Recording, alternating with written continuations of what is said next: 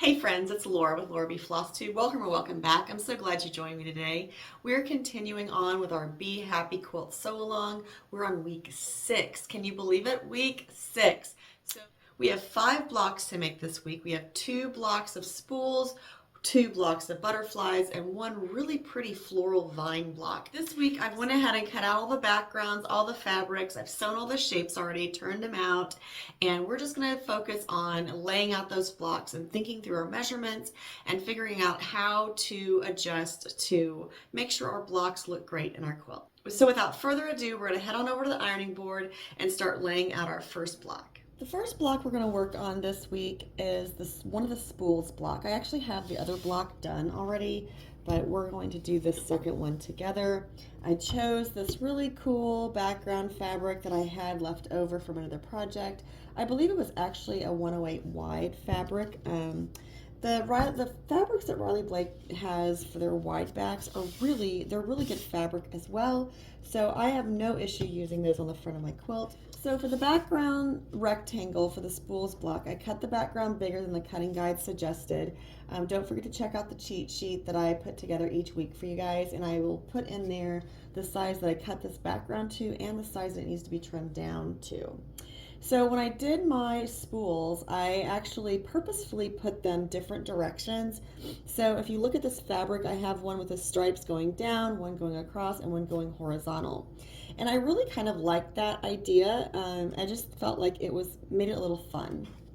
Now this block, the finished size needs to be 10.5 inches long by 4.5 inches wide. Now I know that my background fabric is 6 inches wide, so I want to make sure the top of these 2 end spools is at the 1.5 inch mark down from the top of my block. The other thing that I want to do is remember that I have 10.5 inches this way. So right now I have 12.5 inches. So I'm going to make sure that I move these in a way that will make sure that they have another inch on either end of them.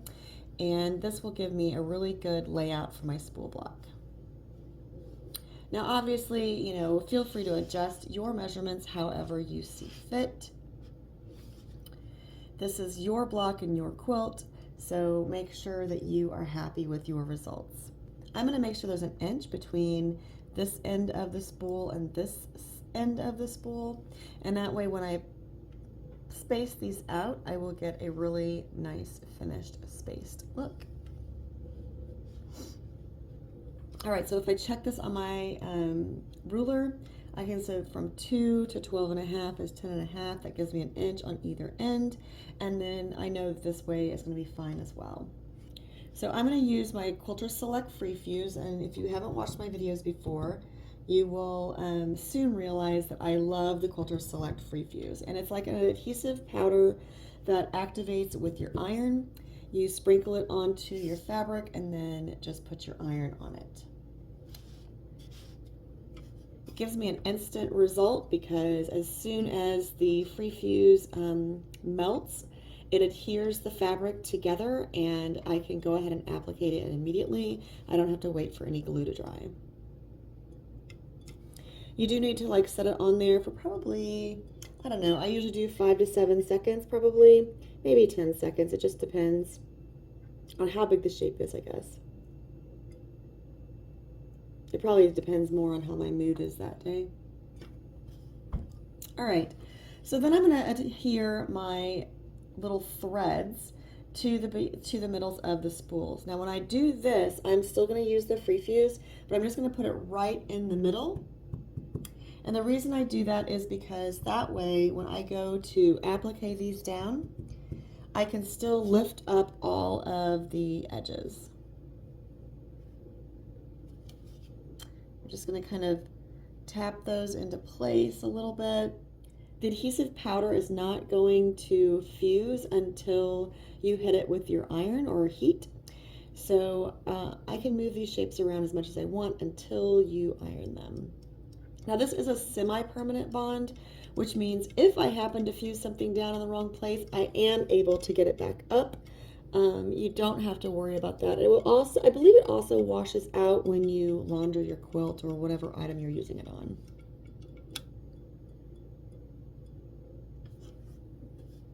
All right, so here's our little thread spools block. The next block we're going to work with is the butterflies block. There are 2 blocks in the quilt that have butterflies in them. The other block is just a single butterfly. This is a trio of butterflies. I'm going to iron my fabric in half and then in half again, so basically into quarters, so I can find the center of my block to put that center butterfly on. Now I do have a selvage on this end, that's why I overlapped it down here.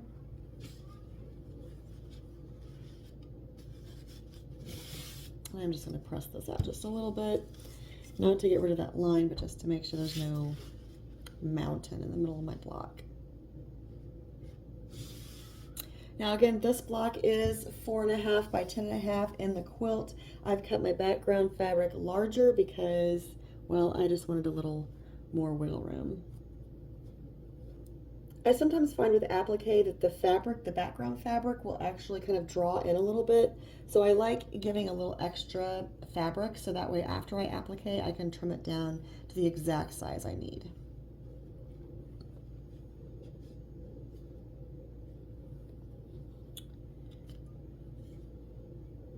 That middle line will let me line up all 3 of my butterflies in a very even way. And I do have their little bodies. I lucked out this week, you guys. I had all of the bias tape that I needed for my projects. I'm just going to check the length on this real quick. All right, so I need to scooch my little butterflies in. They are too far apart. Apparently they need to be better friends than they are. I do want to make sure that I have plenty of space around the outside of the butterflies. That will give me about 3/4 of an inch on either end. You also have to remember that you're going to be doing antenna on each one of these butterflies, so don't forget that when you're doing your 4.5 inch measurement. I think that looks good. So I'm going to go ahead and fuse these down.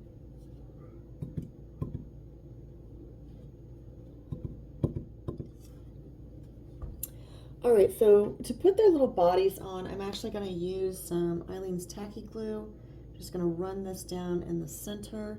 I am not going to go all the way to the edges though, because I will be appliquing the butterfly body on to the background first and then doing the little bodies. Or I guess the butterfly wings rather. So I want to make sure that I am able to lift up the ends of the body. Now the original pattern has complementary solids as the butterfly bodies. I have decided that I'm just going to do all of the same color bodies, and I'm just using this little brown. Now I am going to hit those with my iron just to kind of set that glue just a little bit.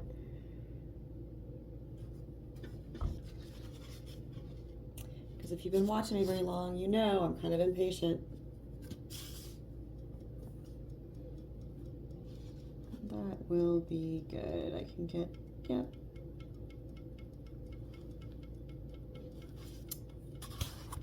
All right, so this one's going over to the side. All right, the last block that we have to lay out this week is the blue flower. And when I fold this in half, I'm going to make sure there's a lot for that selvage.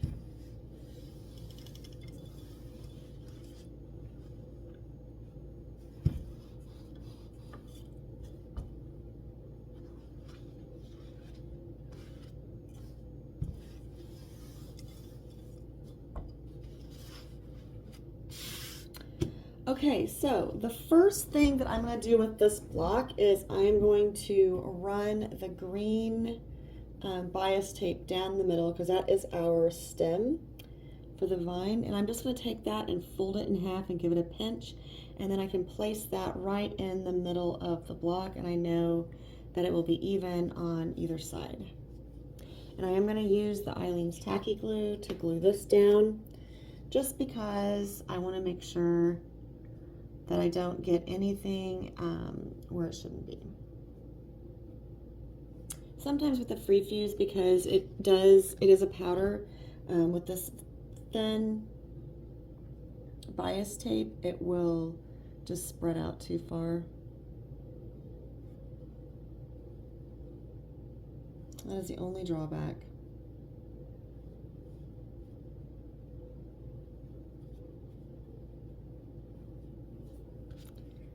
I'm going to go ahead and do the little ends too here, just to make sure that's good and glued down.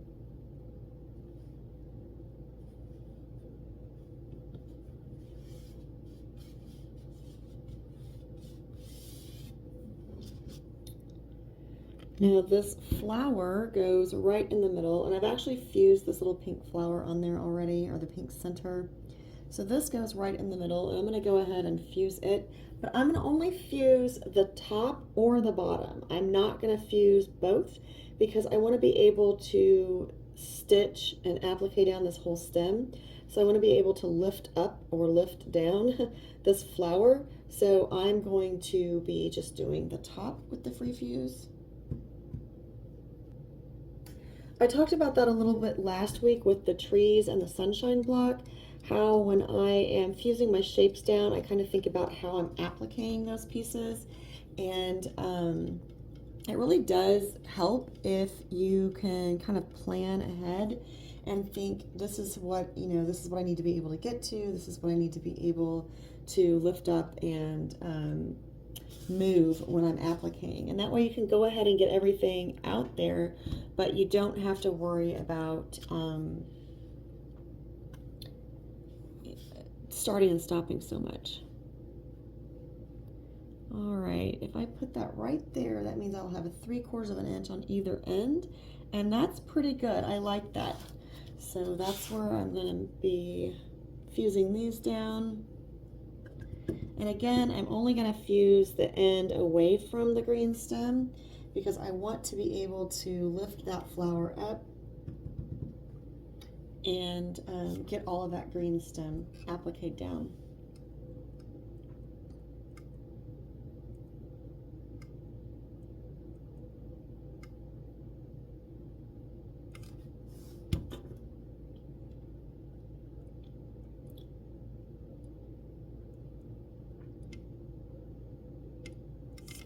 All right, so now we are going to place our leaves. I'm just going to divide them up because I know I have 3 different kinds. All right, so I want one on this side and one on this side. And I'm really just kind of placing them a little bit, dispersing them a little bit, I guess. So it's going to be so cute.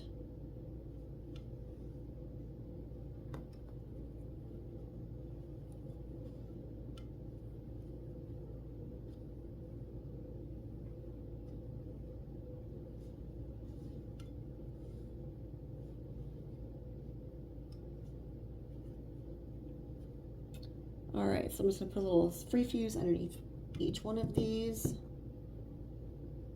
And I'm gonna have to refill my shaker. So we are ready to start appliquing our shapes onto the backgrounds. We're gonna head over to the sewing machine and get started. In case this is the first time you've seen one of my videos, I just want to let you know that I am using a Juki DX7. I use the zigzag stitch for my machine applique. The default settings for that is 3.6 and 1.2, I believe, but I crank the width down to 1.8 and 0.9 for the length. That's just the settings that I've decided that I like the best. So I'm going to start with my green stem because the rest of these colors are throughout multiple blocks. So I like to look through all the blocks that I'm appliquing that day and decide which ones I can do first without switching threads as often. So I'm just going to start at this end of the vine and work my way down and back, and then I'll do the leaves.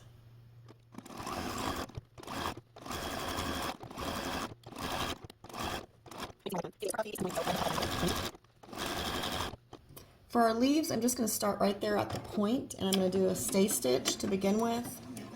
I'll go around the leaf, do another stay stitch to end, and then move to the next one.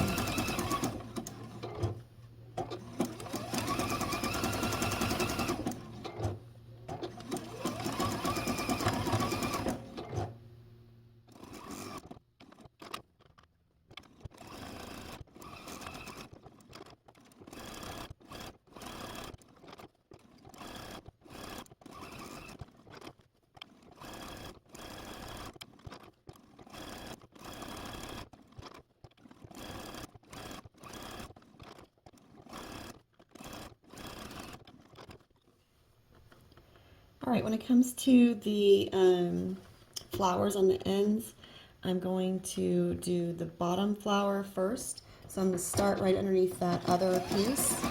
That way I don't have to back stitch.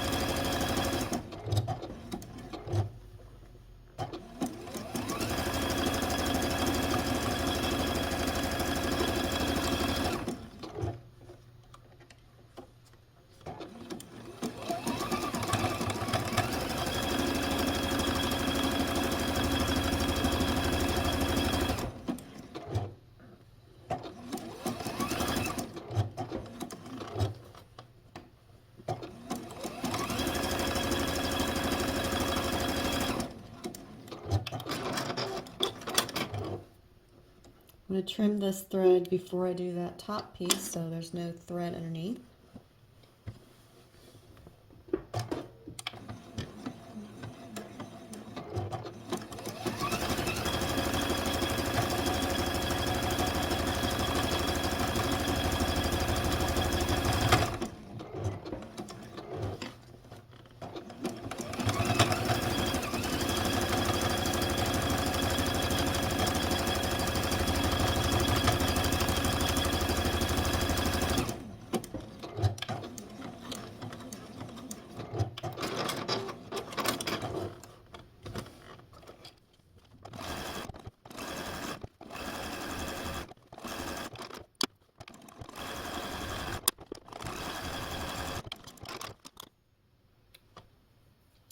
All right, before changing my thread, I'm going to just kind of go through my pile and see if there are any other blocks that I could do part of this teal color on. I know I have one little butterfly for sure that could be done.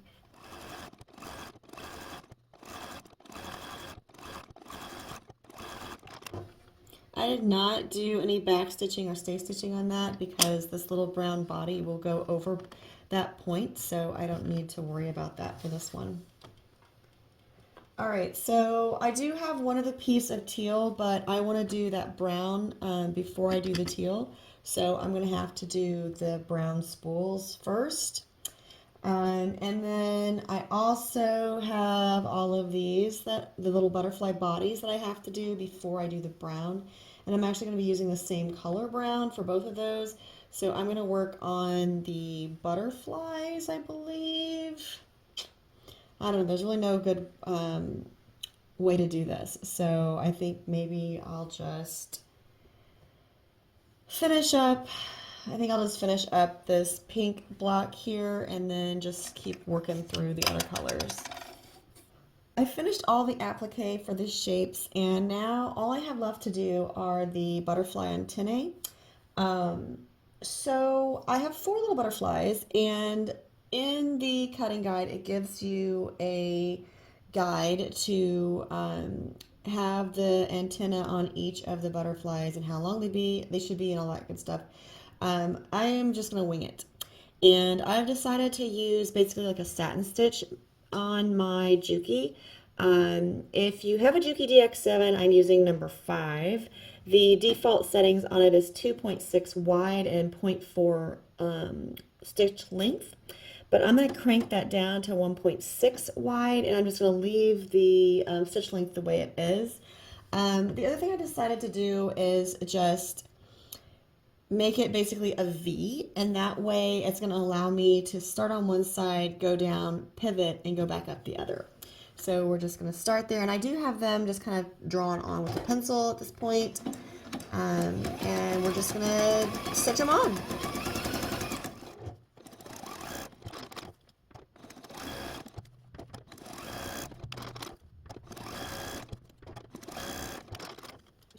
All right, so seriously, to just, what I'm doing is I'm just kind of eyeballing it, and I'm just thinking, okay, I just want a V here, so I'm just drawing a V. Hopefully you can see that.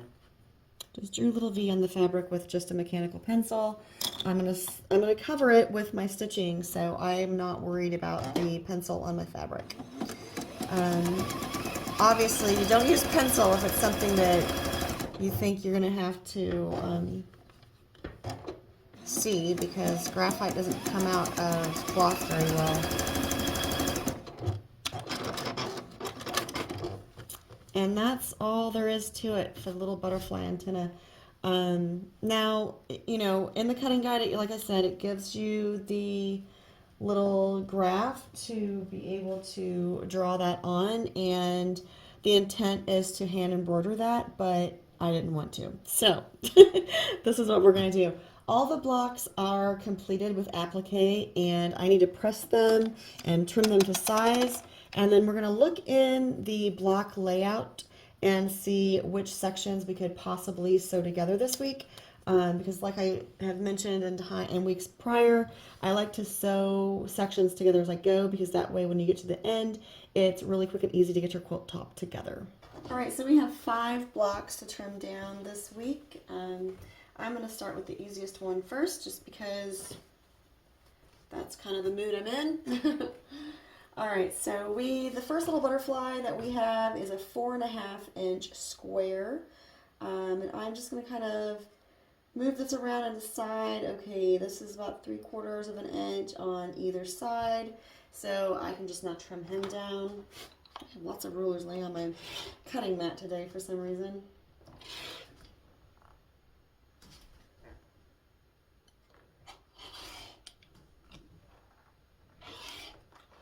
Alright, so there's the little butterfly.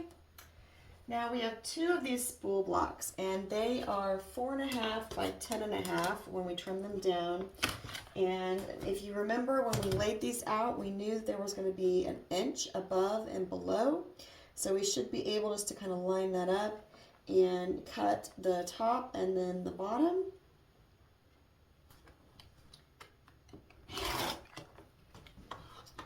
Move our ruler up to the 4.5-inch mark on the side that we just cut, which is that top.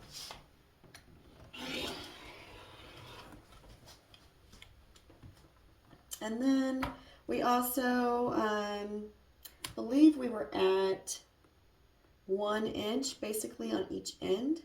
So I'm going to take one of these lines on my ruler and lay it right against or right along that top one, so I know that I'm cutting my end straight. So I'm going to cut this off. Now we're going to move this down to 10.5. Again, lining up a couple lines on the top, and we can do the top and bottom and left-hand side this time, and cutting off the other end. The trio of butterflies is also 4.5 by 10.5. We're just going to kind of look at this and see where we're at. I think we can get 3/4 of an inch above and below.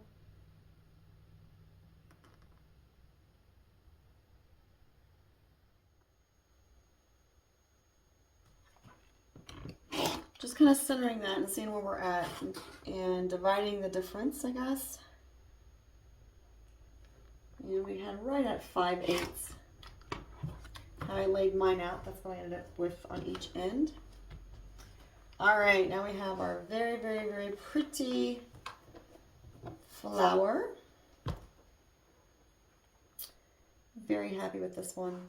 Okay, so if I measure this, it is right at 3 inches. So if I go up 3/4 of an inch above it, kind of looking where my stem is in the middle too, to make sure it's as even, as level as possible. All right, so if I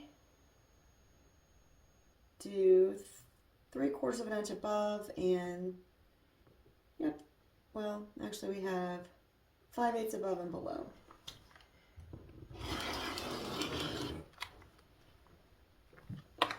Move this up to the 4.5-inch line.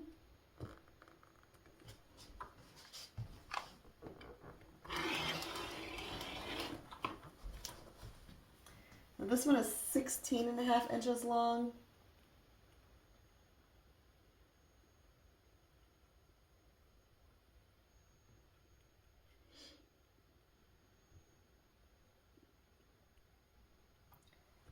Looks like we have about 5/8 of an inch on either end too.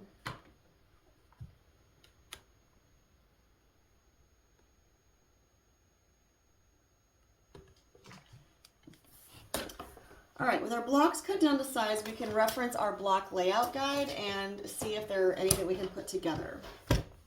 So what I've been doing is I've just been going in here and highlighting the ones that I do each week. So I just did the butterflies, so I know those three can go together. I also did the spools, so I know these four can go together. We did the blue flowers. We also did the other butterflies down here. And the other set of spools here. Now I could go ahead and put those together as well, and I probably will. So let's grab some additional blocks, sew some more sections together, get up on the design wall, and have a reveal. All right, so as we saw on our block layout, we can put the bee and the spools together. Down below, it goes like this. So we're just gonna flip our little bee over and stitch him on.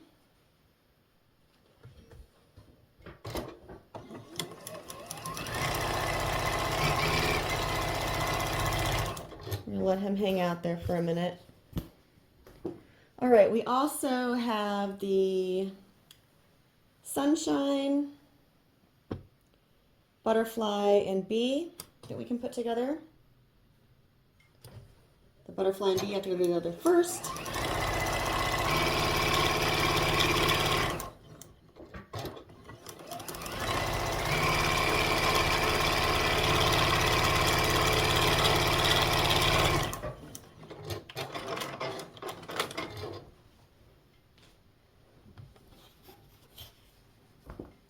And the last section that we can put together are the hexy flowers, the spools, and the flag.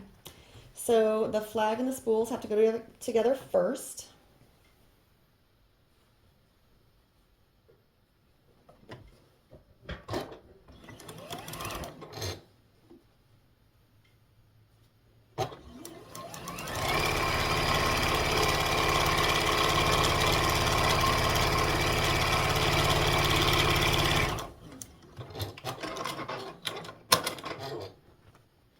Some of my fabrics are directional, so you might notice that I'm checking a little bit more than normal. Now we'll attach our spools to our hexy flowers.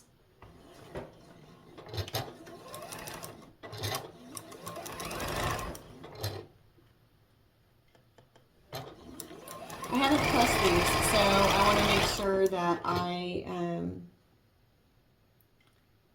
finger press the seams the way I want.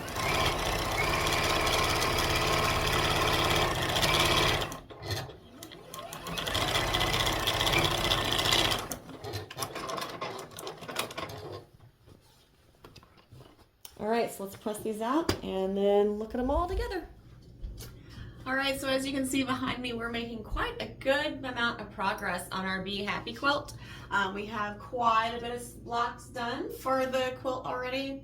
We have probably, I don't know, 3/4 of the top row done. We have one more block up here to do that has some jars and a bird on it.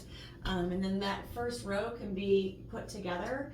And then we have a lot of blocks down below to do yet, but we have made a lot of progress. Today we have gotten done this beautiful blue flower here, which I actually did in shades of teal.